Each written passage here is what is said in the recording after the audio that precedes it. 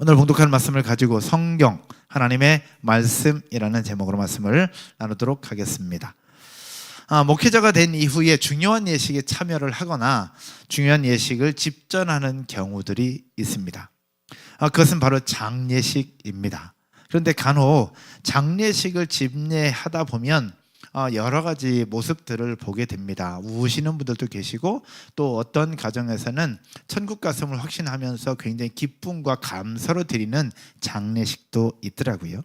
그런 중에 제가 장례를 집례할 때 꼭이라기보다는 했으면 좋겠고 하려고 노력하는 부분들이 뭐냐면, 믿음의 부모님이 돌아가셨을 경우에 또 믿음의 어른들이 돌아가셨을 경우에 꼭 하려고 하는 예식 중에 하나가 바로 성경 전달식입니다. 왜냐하면 믿음을 가졌던 어머니, 믿음을 가졌던 아버님께서 보셨던 성경책을 믿음의 후대들에게 전달하는 예식입니다. 믿음의 자녀에게 전달하거나 또 믿음 신앙을 갖지 않는 자녀에게 전달하는 예식을 함으로 신앙의 세대가 계속 이어져 가기를 소원하는 마음으로 이제 하려고 하는데요. 간혹 어떤 집에서는 그런 것들을 알지 못하기 때문에 어머니가 보셨던 성경책을 어머니 입관하면서 관 속에 같이 넣으려고 하는 분들도 계십니다. 제가 그것을 발견하면 저는 대부분 넣지 말라고 하거든요.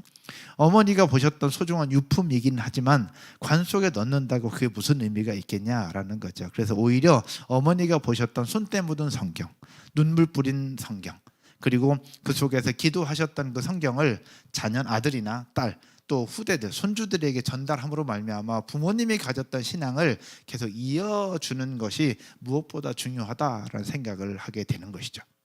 오늘 여러분들과 함께 나눌 본문은 성경입니다. 오늘 유치부, 초등부, 브이틴, 그리고 어른 모두가 다 이 베드로후서 말씀으로 함께 보게 될 것인데, 우리 어른들이니까 어른들은 성경에 대한 부분을 조금 더 폭넓게 한번 살펴보려고 합니다.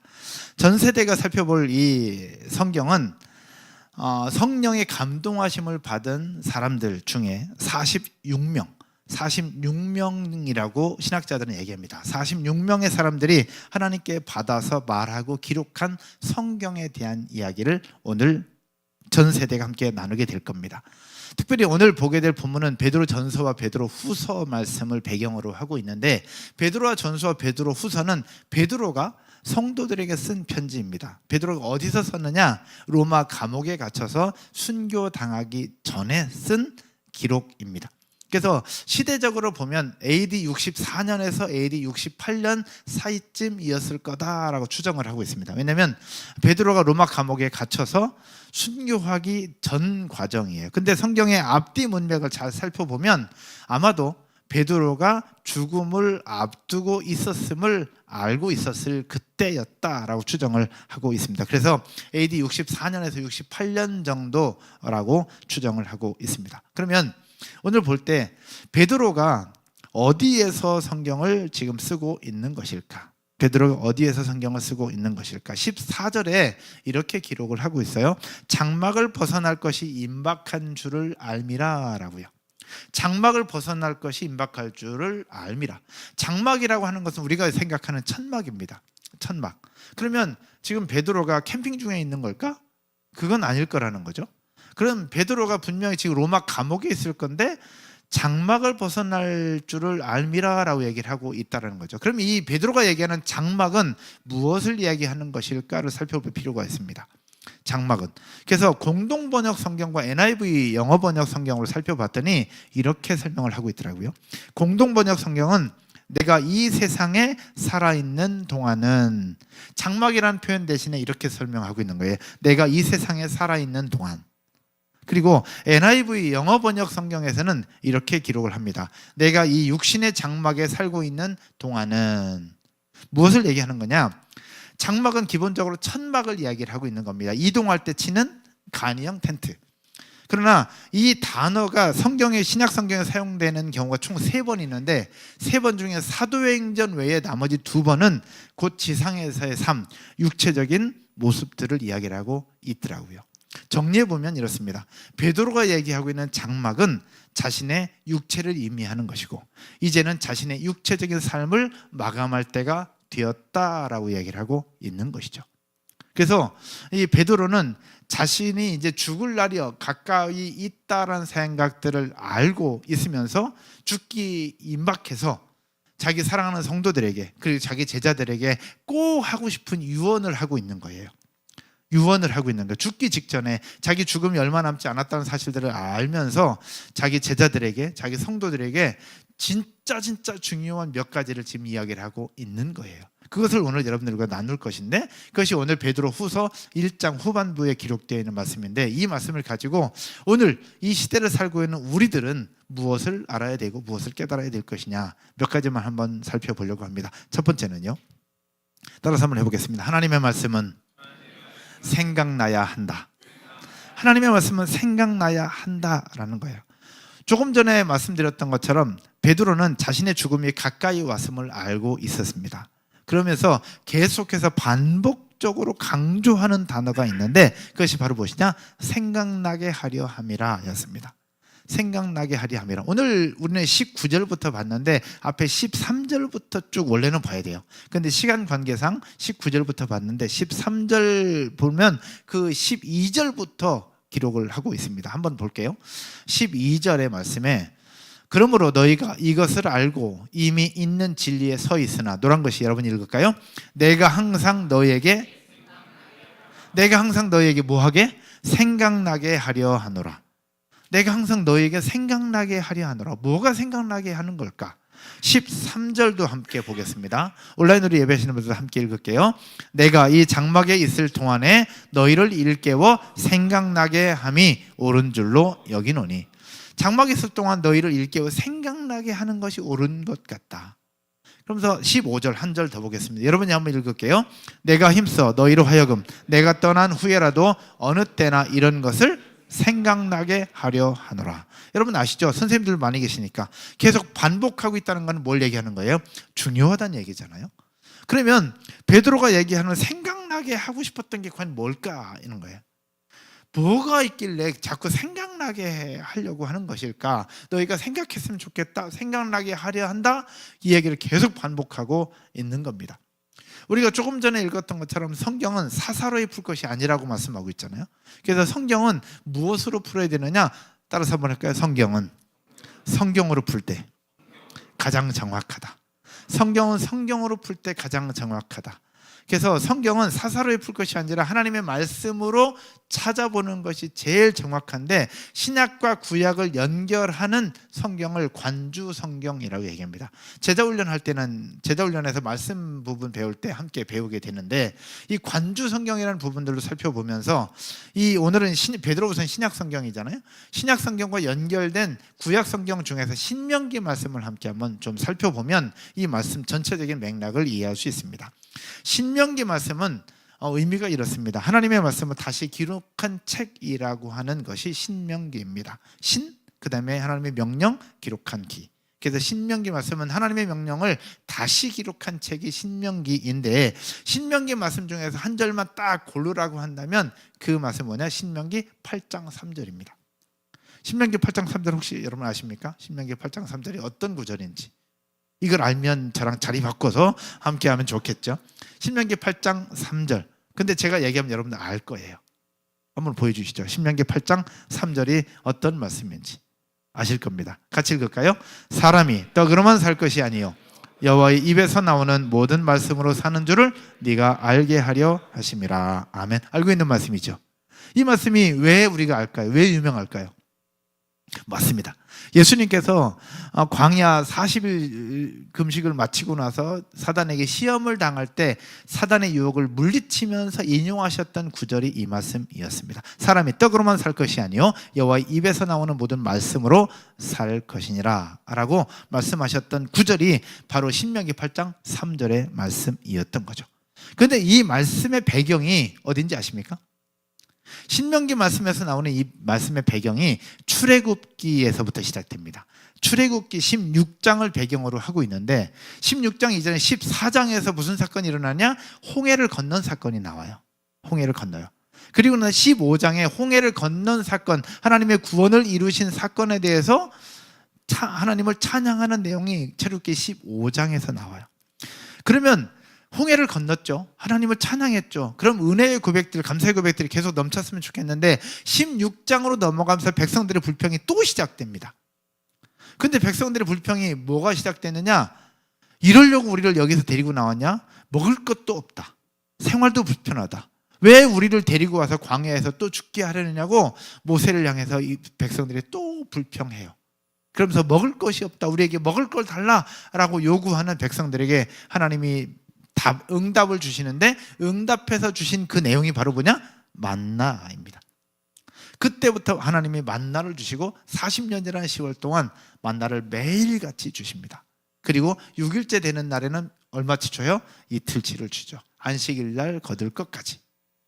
그러면 하나님은 이스라엘 백성들에게 먹을 것 달라고 해서 먹을 것 줬고 필요한 거 물 달라고 해서 물 줬으니 이제는 감사하고 그 속에 하나님의 은혜를 고백하며 살 것 같은데 이스라엘 백성들은 그것을 매일매일 경험하고 있음에도 불구하고 또 불평하고 계속해서 불평을 했던 거예요. 계속 불평하는 그 불평의 연속. 그러면서 결국 하나님께서 그들의 불평과 불만을 보시면서 말씀하셨던 내용이 오늘 읽은 신명기 8장의 내용인 거예요. 2절과 3절을 한 번 더 보겠습니다. 8장 2절과 3절. 여러분이 한번 읽을게요. 읽겠습니다. 네 하나님 여호와께서 이 40년 동안에 네게 광야길을 걷게 하신 것을 기억. 이는 너희를 낮추시며 너를 시험하사 네 마음에 어떠한지 그 명령을 지키는지 지키지 않는지 알려 하심이라. 아멘. 하나님은 광야 40년을 통해서 그들을 걷게 하셨어요. 왜? 이는 왜 그렇게 하셨냐? 이는 너를 뭐 하시며 낮추시며 너를 뭐 하사 시험하사 네 마음이 어떠한지 그 명령을 지키는지 지키지 않는지 알려 하심이라. 그들을 테스트하셨다는 거예요. 광야 시간이. 그러면서 3절에 그러면서 주신 말씀이 3절입니다. 같이 읽겠습니다. 너를 낮추시며 너를 줄이게 하시며 또 너도 알지 못하며 내 조상들도 알지 못하던 만나를 내게 먹이신 것은 사람이 떡으로만 사는 것이 아니요 여호와의 입에서 나오는 모든 말씀으로 사는 줄을 네가 알게 하려 하심이니라. 아멘. 광야를 걷게 하신 것, 만나를 주신 이유가 있다라는 거예요. 그것은 바로 무엇이냐? 광야 시험을 통하여 만나를 통하여 이스라엘 백성들의 신앙과 믿음이 몇 점짜리인지를 하나님은 테스트하고 계셨다라는 겁니다. 광야 40년을 통한 이스라엘 백성들의 믿음이 여호와 하나님을 향한 믿음이 몇 점짜리인지 만나를 매일매일 주시면서 너희들이 만나를 먹는 너희들의 믿음이 몇 점짜리인지를 하나님은 테스트하고 계셨던 거예요. 이 테스트에 이스라엘 백성이 통과합니까 못합니까? 못해요. 왜? 빵점짜리였거든요. 결국 광야의 시험을 통과하지 못하면서 그때 있었던 백성 1세대 백성들은 광야에서 다 죽어요. 2세대들만 가나안 땅에 들어가게 되는 겁니다. 그렇다면 오늘날은 어떠하냐는 거죠. 오늘날 그때나 지금이나 별반 다르지 않습니다. 우리도 우리의 삶에 늘 감사하지만 그럼에도 불구하고 물이 없다, 뭐가 없다 늘 불평과 원망 속에 살아가는 모습들이 우리 속에 여전히 존재한다라는 거죠. 과거 이스라엘 백성들과 별반 다르지 않다라는 거예요. 그럼에도 불구하고 하나님께서 우리에게 은혜를 베풀어 주시죠. 은혜 가운데 우리가 살고 있는 것이고요. 할렐루야. 그 은혜가 있기에 여기에 살고 있는 것이고 그 은혜가 있기에 설명절도 보낼 수 있는 것이고 그 은혜가 있기에 지금도 우리가 존재할 수 있는 것인데 여러분 신약 성경에서 하나님께서 우리에게 그 은혜를 베푸시는 증표로 우리에게 떡을 주세요. 과거에는 만나를 주셨지만 신약 성경에는 우리에게 떡을 주십니다. 무슨 떡이냐? 생명의 떡입니다. 생명의 떡이 누구예요? 예수 그리스도죠. 할렐루야. 그래서 광야는 바로 예수 그리스도의 모형입니다. 광야에서 내려주신 만나는 우리에게 주신 생명의 떡인 예수 그리스도의 모형이라는 거예요. 그래서 요한복음 6장 48절에서도 얘기하십니다.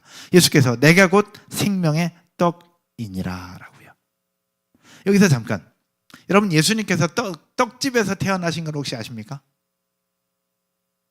예수님께서 떡집에서 태어나셨어요. 저도 연구하다가 처음 알았어요. 근데 예수님께 떡집에서 태어났다. 예수님이 어디서 태어나셨어요? 베들레헴에서 태어났죠. 베들레헴이라는 뜻이 떡집이더라고요. 베들레헴의 베드가 베이트라고 하는 집이라는 단어 플러스 레헴이 떡이에요. 그래도 베이트 플러스 레헴, 떡집. 오늘날 얘기하면 떡방앗간에서 이 베들레헴이라는 동네가 떡방앗간이라는 뜻이에요. 거기서 예수님이 태어나셨더라고요. 이 예수님이 생명의 떡이라는 게 얼마나 연결되는지 모르겠는데 하여튼 베들레헴이라는 단어가 그렇다라는 얘기죠. 어디서 딴 데 가서 아는 척 해도 돼요, 이런 거는. 예. 하여튼 예수님 신명기 8장 3절에서 말씀하시죠. 사람이 떡으로만 살 것이 아니요 무엇으로 산다? 하나님의 입에서 나오는 모든 말씀으로 살 것이니라. 결국 베드로는요, 하나님의 말씀의 능력을 알았어요. 그리고 말씀에 대한 확신이 있었어요. 하나님의 말씀이 있으면 살 수 있다, 하나님의 말씀이 없으면 죽는다라는 것을 베드로는 알고 있었던 거예요. 결국 생명의 떡으로 오신 예수 그리스도의 입술을 통해서 주시는 이 말씀이 결국 우리를 살게 한다는 것을 베드로는 알고 있었던 겁니다. 그래서 죽음을 앞두고 나서 본인은 결국 떠나지만, 이 세상에 있는 모든 사람은 다 떠나지만 결국 남아있는 것은 무엇이다? 하나님의 말씀이다. 그래서 베드로가 죽기 직전에 계속해서 강조하고 있는 것이 무엇이냐? 너희 속에 하나님의 말씀이 생각나기를 원하노라 하는 거예요. 그래서 계속해서 생각나기 원했던 것은 무엇이었다? 하나님의 말씀이었다라는 겁니다. 사랑하는 여러분, 여러분의 삶 속에 하나님의 말씀이 계속해서 생각나게 되기를 주님의 이름으로 축원드립니다. 생각나려면 어떻게 해야 될까요? 생각나려면 애워야죠. 봐야죠. 묵상해야 합니다. 이제 조만간에 어와나 신청을 또 받을 겁니다. 우리 아이들 어릴 때부터 하나님의 말씀을 암송하고 훈련하는 것이 무엇보다 중요합니다. 그래서 어릴 때부터 우리 어와나를 통해서 아이들을 길렀던 분들은 아마 아실 겁니다. 조만간에 신청 받을 겁니다. 언제 신청 받아요? 네, 다음 주에 신청 받습니다. 지금부터 기도하시고 어와나 우리 아이들 신청해 주시면 좋겠고요. 그래서 어릴 때부터 하나님의 말씀을 암송하게 하고 듣게 하고 읽게 하고 묵상, 그래야 생각이 나죠. 그래야 생각이 나는 겁니다. 뭔가 본 적이 있어야 생각이 나는 거지, 본 적이 없으면 생각이 안 납니다. 그래서 하나님의 말씀이 우리 속에 모든 순간순간 생각나도록 하는 것이 우리의 목표요, 우리의 삶이 된 것을 믿으시기를 주님의 이름으로 축원드립니다. 두 번째는요, 따라서 한번 할까요? 하나님의 말씀은 능력이다. 하나님의 말씀은 능력이다. 오늘 읽은 본문 19절 한번 보실까요? 19절 한번 읽겠습니다. 또 우리에게는 더 확실한 예언이 있어 어두운 데를 비추는 등불과 같으니 날이 새어 샛별이 너희 마음에 떠오르기까지 너희가 이것을 주의하는 것이 옳으니라. 여기서 더 확실한 예언이라고 말씀하고 있습니다. 여러분, 더 확실한 예언, 이거 뭘 얘기하는 걸까요? 더 확실한 예언. 예언은 예언인데 더 확실한 예언이 있대요. 이거 뭘 얘기하는 걸까? 차이점이 과연 뭘까? 제가 여기다가 글을 한번 쓰겠습니다. 아무것도 없죠? 세상에서 가장 멋있는 이름을 한번 써보겠습니다.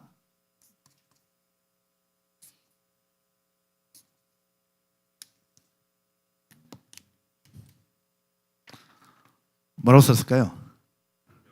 예, 손병세. 세상에서 가장 멋있는 이름입니다. 권우가 뒤에서 웃고 있는데요. 네. 여러분, 이거 누가 썼어요? 누가 썼어요? 제가 썼죠. 제가 썼다고 생각합니다. 모두가 다 그렇게 이야기를 하고 그렇게 생각을 합니다. 그러나 사실은 제가 썼 것인 아니죠. 누가 썼어요? 무엇이 썼어요? 펜이 썼습니다. 펜이 썼어요. 근데 여러분들은 왜 제가 썼다고 얘기를 하느냐? 제가 펜을 잡고 있었기 때문에 제가 썼다고 얘기를 하죠. 성경을 기록한 46명은 어떤 역할을 했느냐? 펜의 역할을 한 겁니다. 46명은 펜의 역할을 한 거예요. 그럼 펜을 잡고 있었던 분이 누구야? 하나님이었죠. 그래서 우리는 성경이 46명의 사람들이 썼지만 성경을 뭐라고 얘기를 하고 있는 거예요? 하나님의 말씀이라고 얘기를 하고 있는 것이죠. 그래서 39, 27, 구약 39권, 신약 27권으로 나뉘어지는 성경. 그런데 구약과 신약의 전체 주제가 있습니다. 구약과 신약, 성경 66권의 전체 주제는 누굽니까? 예수 그리스도죠. 전체 주제는 예수 그리스도. 구약 성경은 예수 그리스도가 뭐 할 것이다? 오실 것이다. 오실 것이다 라고 하는 예언의 말씀입니다. 신약 성경은 약속한 예수 그리스도가 오셨다라고 하는 말씀인 것이고요. 그래서 신구약 전체 주제는 예수 그리스도입니다. 그러면 더 확실한 예언이라고 하는 것은 무엇이냐? 베드로가 이 글을 쓰고 있을 때 신약 성경과 구약 성경, 완성된 성경은 신약일까요? 구약일까요? 구약이겠죠. 구약은 무슨 이야기예요? 예수 그리스도께서 뭐 할 것이다? 오실 것이다라고 하는 예언의 말씀이었던 겁니다. 그러면 더 확실한 예언은 무엇일까? 예언은 구약 성경. 더 확실한 예언은 어떤 성경일까? 물론 신학자들은 변화산에서 주신 말씀이다 라고 여러 가지 부분들이 있어요. 그러나 여러 가지 정황상으로 볼 때 더 확실한 예언은 무엇을 얘기하느냐? 따라서 한번 해볼까요? 성경 66권. 성경 66권이라고 보는 것이 신학자들의 여러 이야기입니다. 그렇게 볼 때 더 확실한 예언은 하나님의 말씀인 성경 66권을 이야기를 하고 있는데요. 그러면 더 확실한 예언은 어떤 역할을 하느냐라는 겁니다. 그래서 오늘 보면 19절을 한번 더 보겠습니다. 오늘 보면 19절. 여러분이 한번 읽을게요. 온라인으로 예배하시는 분들도 함께 읽겠습니다. 같이요. 또 우리에게는 더 확실한 예언이 있어 어두운 데를 비추는 등불과 같으니 날이 새어 샛별이 너희 마음에 떠오르기까지 너희가 이것을 주의하는 것이 옳으니라. 아멘. 더 확실한 예언이 있는데 더 확실한 예언의 역할은 뭐야? 뭐라고 돼 있어요? 어두운 데를 비추는 등불과 같다라고 얘기를 하고 있습니다. 어두운 데를 비추는 등불. 어두운 데는 우리가 알고 있는 어두운 데 맞습니다. 쉽게 얘기하면 현존하는 세상, 하나님의 형상에 파괴된 모습, 우리를 아프게 하고 고통스럽게 만들고 상처받게 만드는 그런 모습들, 부정적인 모습들, 믿음이 없는 세대, 이런 부분들을 표현하는 거예요. 그런 그 어두운 데를 비추는 등불이라는 것은 무엇이냐? 그런 어둠이 몰라가고 새로운 빛으로 밝혀지는 것을 이야기를 하고 있는 건데, 그 어둠을 몰아내고 새로운 빛으로 보여주는 그 존재가 바로 무엇이냐? 더 확실한 예언이라는 겁니다. 그럼 더 확실한 예언이 아까 뭐라고 얘기했어요? 하나님의 말씀인 성경이라고 얘기를 했죠. 결국 하나님의 말씀인 성경은 어두운 데를 비추고 밝은 빛으로 만들어내는 능력이 된다라는 사실 기억하기를 주님의 이름으로 축원드립니다. 그래서 시편 119편 105절에서 이렇게 말씀합니다. 같이 한번 읽겠습니다. 같이요. 주의 말씀은 내 발의 등이요 내 길의 빛이니이다. 아멘. 여러분, 하나님의 말씀은 영적 어두움에 갇혀있는 영혼들에게 비추어 그들을 일깨우는 능력이 있습니다. 믿으십니까? 혹시 여러분들 삶에서 하나님의 말씀으로 능력이 나타나는 것들을 경험했거나 경험해 보신 분 계십니까? 경험해 보셨다면 오늘 셀모닝 가운데 함께 나눠주시고 간증도 해 주시기를 주님의 이름으로 축원드립니다. 오늘 아침에 요양원에서 함께 말씀을 나눴던 것은 바로 풍랑을 잠잠케 하신 예수님이십니다. 바로 마태복음 4장의 말씀을 가지고 함께 나눴었는데요. 풍랑을 만난 제자들의 모습이었습니다. 예수님이 배에 함께 타고 계셨어요. 배에 함께 타고 계셨어요. 즉 예수님과 함께 있어도 풍랑은 만날 수 있다는 거죠. 예수님 잘 믿어도 풍랑 만나고 믿음인 생활 열심히 해도 풍랑을 만나고 아프고 어려울 수 있다는 거죠. 인균 집사님 어머니 얼마 전에 암 판정을 받으셨어요. 일기라서 너무 감사하고 수술도 잘 됐다고 말씀하세요. 근데 인균 전사님이란다. 인균 집사님 어머니 전도사님이세요. 평생을 주의 나라 몸된 교회를 섬기고 수많은 영혼들을 위해 섬겼던 분이셨어요. 근데 그분이 왜 아프시냐는 거죠. 그렇게 평생을 주의 나라 몸된 교회를 섬겨왔는데 우리 인생은 그렇다는 겁니다. 예수님과 함께 있어도 풍랑 만나는 거예요. 예수님을 잘 믿어도 신앙생활 잘해도 믿음생활 훌륭히 해도 어려움이 있을 수 있다는 게, 경제적인 어려움, 건강상의 어려움, 관계적인 어려움, 또 다른 어려움이 있을 수 있다는 거죠. 이것을 해결할 수 있는 방법이 바로 무엇이냐? 따라서 해볼까요? 더 확실한 예언인 하나님의 말씀이라는 겁니다. 할렐루야. 하나님의 말씀이 있을 때 이것을 해결할 수 있는 거예요. 어두운 데를 밝게 만들 수 있다라는 이야기죠. 예수 그리스도의 이름으로 선포할 때 풍랑이 잠잠해지는 겁니다. 할렐루야.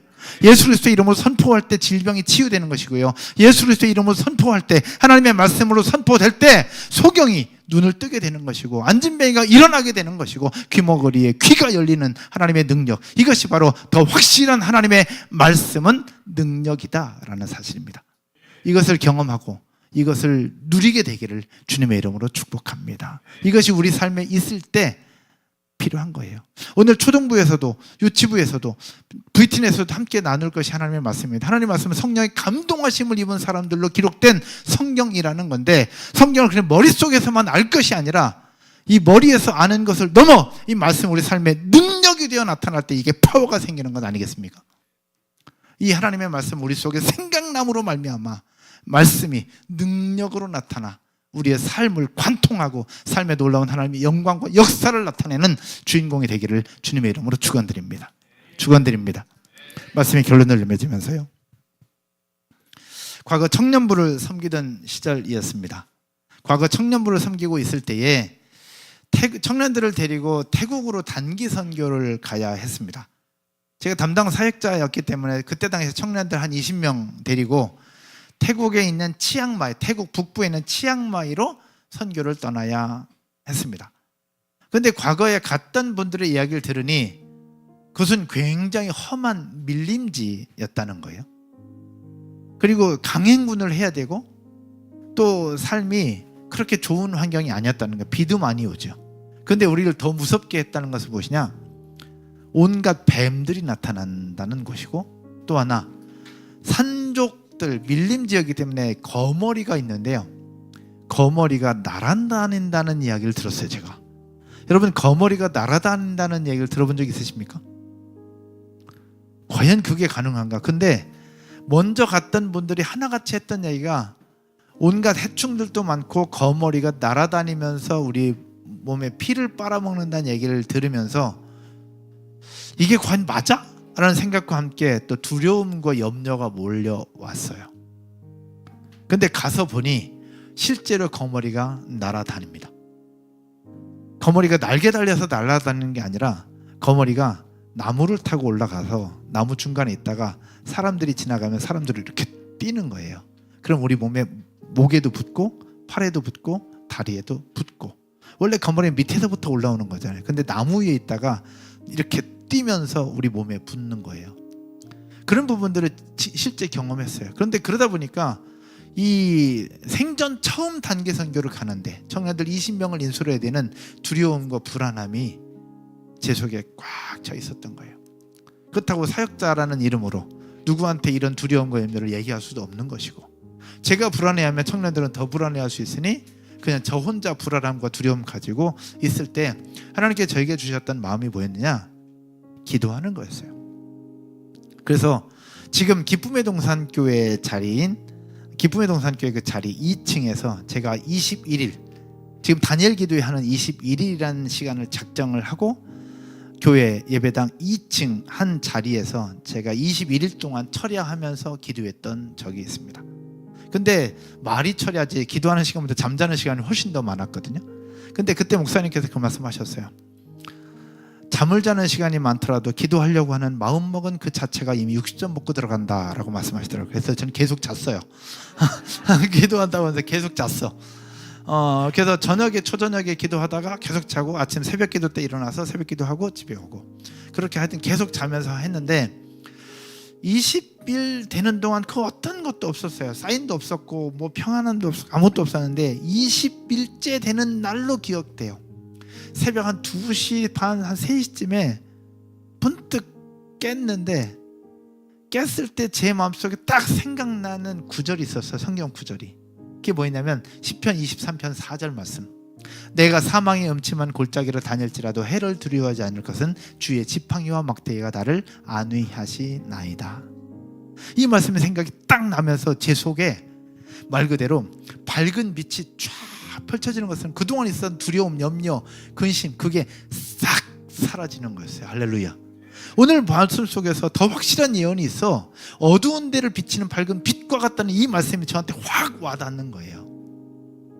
그 뒤로 저에게 있는 두려움, 근심, 염려는 다 사라졌어요. 믿으시면 아멘. 안 믿어도 어쩔 수 없어요. 저에겐 그랬어요. 시편 23편 4절 말씀. 그래서 요즘 제가 이 말씀 붙잡고 누가 아프거나 수술을 앞두고 있을 때 제가 함께 선포하는 말씀이 2구절이에요. 이사야서 43장, 이사야서 41장 10절 말씀, 그리고 시편 23편 4절 말씀이에요. 내가 사망의 음침한 골짜기로 다닐지라도, 제 아내가 암 판정받고 암 수술하러 들어갈 때도 제 이 말씀으로 함께 선포했어요. 내가 사망의 음침한 골짜기를 다닐지라도 해를 두려워하지 않을 것은 주의 지팡이와 막대기가 나를 안위하시나이다. 할렐루야. 여러분, 하나님의 말씀은 이런 능력이 있습니다. 이 하나님의 말씀은 이런 능력이 있어요. 이 능력 있는 말씀을 내가 알고 암송해야 생각이 날 거 아니에요. 생각이 나야 그 속에 파워가 생기는 겁니다. 생각이 안 나면 아무리 능력이 있으면 뭐 하겠어요? 그렇죠? 아무리 좋은 차를 타면 있으면 뭐예요? 내 차가 아닌데. 내 차가 되어야 되는 거예요.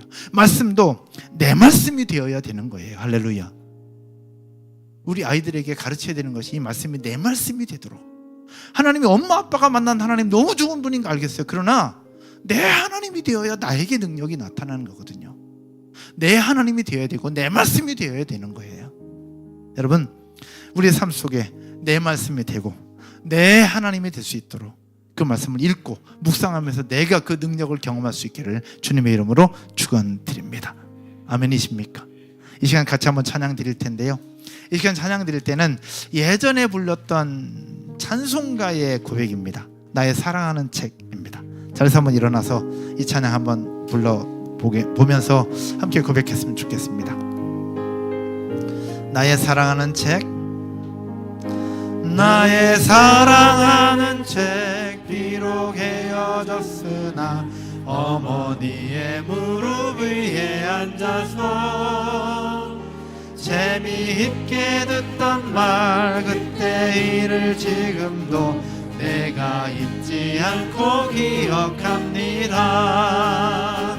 귀하고 귀하다 우리 어머니가 들려주시던 재미있게 듣던 말 이 책 중에 있으니 이 성경 심히 사랑합니다. 잠깐만요. 혹시 이 찬양 부르면서 혹시 여러분의 어머니가 어머니의 무릎에 여러분들을 눕히고 성경을 읽어주셨던 분 혹시 계십니까? 네, 읽어주셨던 분 혹시 계십니까? 네, 우리 한나 집사님, 은정 집사님 뒤에 사모님 혹시 또 있으세요? 그런 경험이 있는 분들은 그것을 생각하면서 불렀으면 좋겠고, 혹시 그런 경험이 없는, 그러면 지금 우리 어머니들이 많고 부모님들이 많은데 여러분의 무릎에 또 침대 머리맡에서 여러분 자녀들에게 이 말씀을 그렇게 읽어주고 계신 분 혹시 계십니까? 혹시 그렇게 읽어주고 계신 분 계십니까? 혹시 없다면 오늘을 기점으로 이 성경을 자녀들에게 읽어주고 나눠주고 가르쳐주고 그렇게 흘러보낼 수 있는 여러분 모두가 되시기를 소원하는 마음으로, 내가 되기를 소원하는 마음으로 이 고백을 한 번 더 드리십시다. 같이 고백하죠.